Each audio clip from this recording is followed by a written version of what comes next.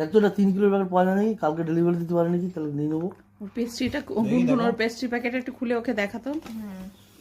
আমি দিচ্ছি।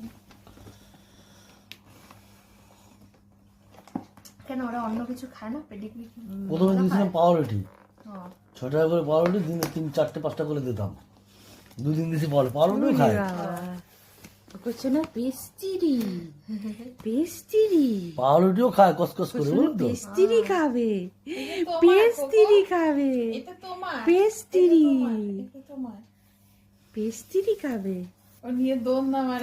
3 কিলোর দাম বেশি হবে না, 500 টাকা দাম হবে তুমি।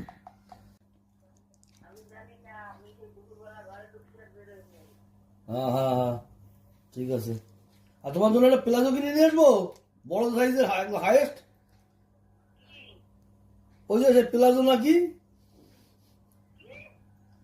ওকে টিভি দেখো, টিভি দেখো।